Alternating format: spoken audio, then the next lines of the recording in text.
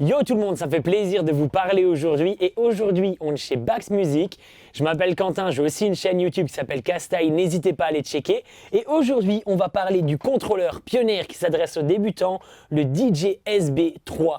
Alors c'est un contrôleur tout en main qui fonctionne avec un ordinateur et le programme Serato qui est livré avec la platine. Donc au niveau du contrôleur ici, donc on peut voir donc qu'on a l'égaliseur qui se trouve juste ici avec comme chaque platine un gain ici pour régler directement le volume de cette piste-ci ou le volume de l'autre piste. Nous avons un égaliseur donc avec les aigus, les médiums et les basses fréquences que l'on peut régler. Et nous avons un effet filtre que l'on peut appliquer directement sur la musique qui est en cours. On a ensuite un bouton ici Load qui permet de charger la musique de ce côté-ci ou de l'autre côté si on appuie bien évidemment de l'autre côté. Ici au milieu, on a un bouton qui facilite justement la recherche sur le PC et donc ça nous permet de naviguer tout simplement dans le programme pour pouvoir choisir quelle musique on voudrait utiliser à quel moment.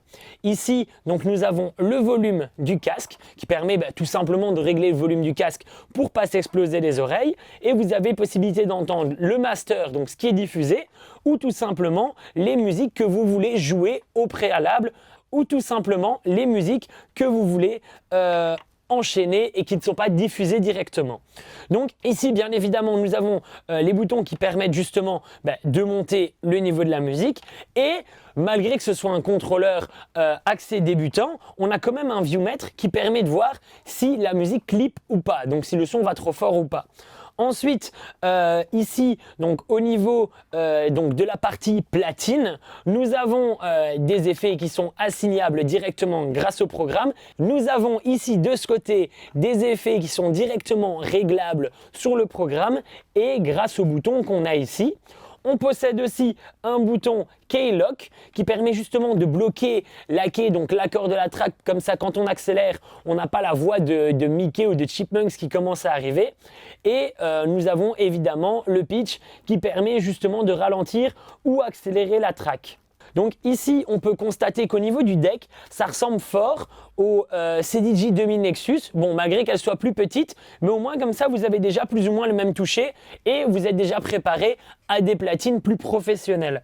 Nous avons un bouton Sync qui permet justement de synchroniser deux musiques ensemble. Attention à toujours utiliser ce bouton avec modération.